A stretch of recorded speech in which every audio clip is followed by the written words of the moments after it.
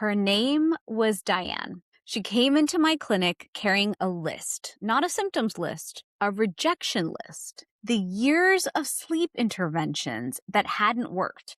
Ambien, melatonin, magnesium glycinate. A sleep specialist who confirmed her sleep was disrupted, but had absolutely no explanation for why. She was exhausted, she was scared, and she was done trying all these things that didn't work for her. Then she told me something that changed how I understood her entire situation. She said, I wake up at exactly 1:15 every single night. I lie there for 2 hours and I cannot get back to sleep. I've been told it's anxiety. I've been told it's perimenopause. I've been told it's just getting older. But the precision of that time, 1:15 every night for 2 hours, told me everything. If you don't know who I am, hi, I'm Dr. Shivani Gupta. I'm an Ayurvedic practitioner who teaches you how to apply the Ayurvedic lifestyle to your life. I help women who are in midlife, who are struggling with inflammation, sleep issues, gut issues, all the different struggles that we have in perimenopause and midlife and menopause, so that we can get to where we want to go. And so let's talk about Diane and what happened to her and how I can help you when you're going through those perimenopause ups and downs by helping you understand your individual body type better. So here's what I knew when I met Diane. It was not anxiety. It was not just getting older. And perimenopause was not the cause of her sleeplessness. Perimenopause was just the amplifier. So your body isn't broken, it's elemental. And let me explain what I mean. When Diane walked in, she believed her sleep problem was a symptom of perimenopause, a side effect, a consequence of her hormones changing. And technically that's true. Perimenopause is part of the picture. But perimenopause doesn't create sleep problems randomly. It doesn't affect all women the same way. And it definitely doesn't make one woman wake up at 1:15 in the morning every night, while another woman wakes up at 3 a.m. and a third woman sleeps 12 hours, but then somehow still feels exhausted. The difference is elemental. In Ayurveda, which is a system of health and healing from India that's over 5,000 years old, we understand that every person has a constitutional type, an elemental pattern that's been with them their whole life since birth. We call it Vata, Pitta, or Kapha, the 3 body types. You can pronounce them Vata, Pitta, and Kapha. And here's what nobody tells you. Perimenopause doesn't create new vulnerabilities. It just amplifies the ones that were already there. So when hormones shift in perimenopause, your body doesn't suddenly become someone else. It becomes a more extreme version of who you've always been. And that can be a little scary. That is actually what I explained to Diane. Your nervous system was always going to be the thing that got activated under stress. Perimenopause just turned up the volume. And here's the mechanism, because this is important to know.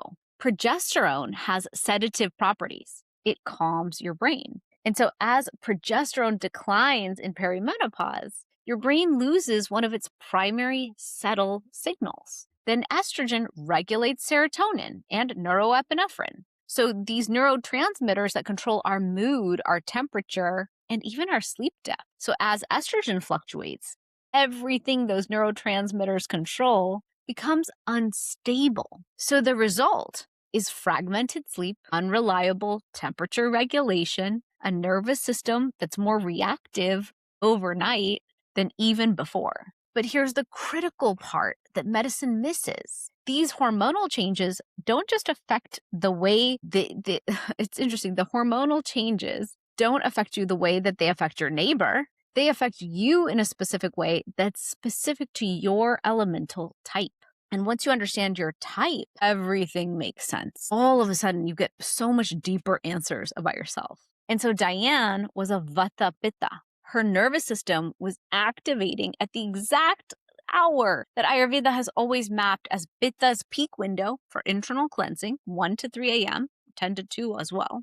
And then it's interesting, her liver was trying to run its detoxification cycle on a system that was too inflamed and too hormonally burdened to complete that work quietly. And so she woke up. And in her mind, being Vata Pitta couldn't let her settle back down because her mind was activated as well.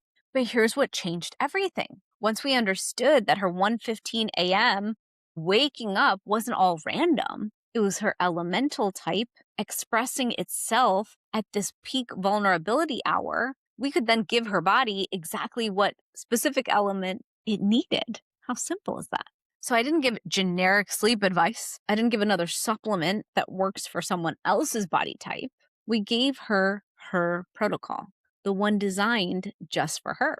And so within 6 weeks, she was sleeping through the night, not because her perimenopause is over, but because we had finally stopped treating the symptom and started instead treating the whole pattern, the whole continuum. And now I'm going to show you the 3 types so that you can find out for yourself what kind you are. So first, let's talk about Vata in perimenopause, because this is all about the nervous system waking. And so Vata is air and ether. It governs your nervous system. Vata types are naturally quick-minded. They're sensitive. They feel everything more acutely than the other types. In perimenopause, declining progesterone removes the primary calming signal that the Vata's nervous system depends on. So the result is waking between 2 and 4 a.m. with a mind that never really turns off. So if this is you, you've probably been told that it's anxiety. And I'm telling you clearly, it's not necessarily anxiety. It could be Vata inflammation in the nervous system that's amplified by the hormonal losses we experience. So what it's doing is it's expressing itself at the exact hours when Vata is naturally most active. Vata is naturally from 2 to 6. Like that's when Vata is active. And so your protocol is to put warm sesame oil on your feet and your scalp, if you can, before bed. Then moving to a consistent 10 p.m. bedtime. Phone off by 8:30 at night. Utilizing ashwagandha in the evening. Ashwagandha is how we pronounce it here in the West. You can take this as a standardized supplement. You can take it as a tea to address both your nervous system dysregulation and the hormonal interface that happens in perimenopause that's so destabilizing. And if you wake up at 2 a.m., practice some slow nasal breathing. Do long exhales, no screens. So pranayam, deep breathing exercises to calm the mind down again. Do not do any problem solving. Don't think about work. Your goal is to really contain the nervous system and not to engage it. And if you're curious and you want to know for sure what your elemental design is, you can go to my website at drshivani.com and take the quiz and find out which one of these you are. But I'll keep describing them so you can kind of self-assess which one you are. So Pitta in perimenopause is the fire that won't cool down. I'm a Pitta fire, so I always love talking about Pittas. Pitta is fire and water. It governs our digestion, our metabolism, and it governs your liver's detox cycles. So when Pitta types run hot, they think sharply, they have a strong drive, but they also have a system that's running hotter than everyone else's. Anyone else running hotter in perimenopause by a few degrees? I know I am. I'm always like, I need the air cooled down more. And my husband's like, why are we making the house so cold? Why are we paying for this? I'm like, dude, I'm going to die in this heat. Like I am running a couple degrees hotter at all times. I can only wear sleeveless the majority of the time. And so in perimenopause, we have this declining estrogen, which is destabilizing our temperature regulating mechanisms that Pitta really depends on. And so the result can be night sweats and hot flashes in that 1 to 3 a.m. window. Pitta window as well, 10 to 2, is the Pitta hours. And so that's when your liver is most active. It's when your body's fire is at its peak intensity. And so here's what most women aren't told. Hot flashes aren't random. They're a Pitta inflammation that's expressing itself as heat at the exact hours that your liver is working the hardest to detox and cleanse your system. And it's happening on a system that's declining estrogen is making it harder to cool down. So your body is telling you the fire has nowhere to go. We've got problems here. We're melting down. Please help. And your protocol for the Pittas is do nothing, like have nothing to eat. Your protocol is have nothing to eat after 7 p.m., have your phone off for 90 minutes before bed so the mind can cool down and settle from the day.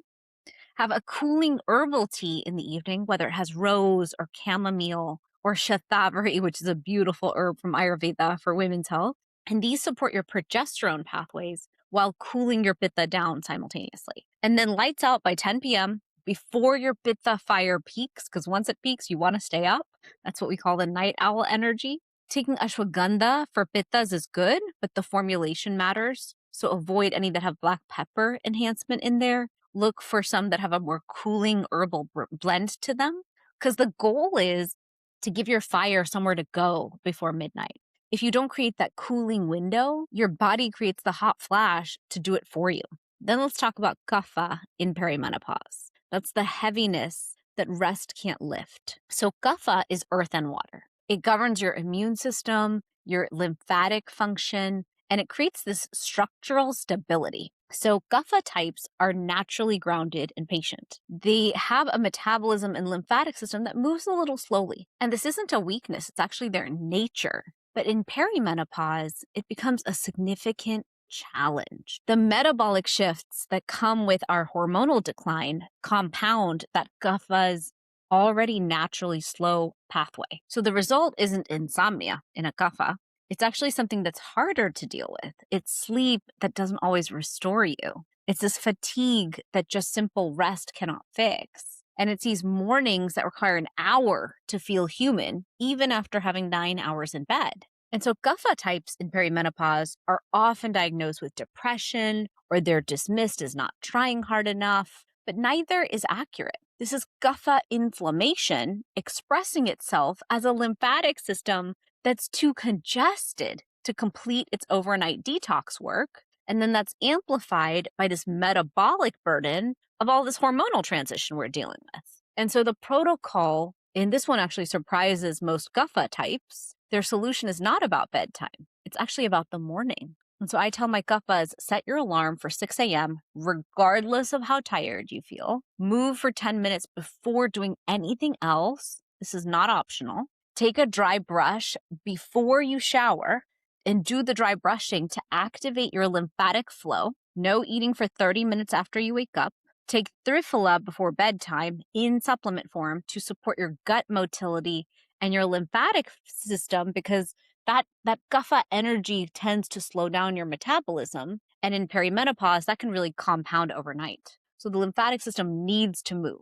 More rest is not the answer. Consistent, specific activity in the morning and activating your energy is actually the homework there. So now let me bring you back to Diane. There was her 1:15 a.m. waking that didn't stop because her perimenopause ended, but it stopped because we gave her body the specific intervention that her elemental type needed. So the cooling protocol for her Pitta fire is what was needed. The timing was needed that aligned with her liver's peak window. And then she needed support for her adrenal system, and she needed to stop having this dysregulation that was happening overnight. So 6 weeks, that's all it took once we stopped treating the symptom and we started treating the pattern instead. 6 weeks, and she came out the other side feeling whole again and not struggling with her sleep, with her energy. So here's my question for you. Which of the 3 types did you recognize yourself in?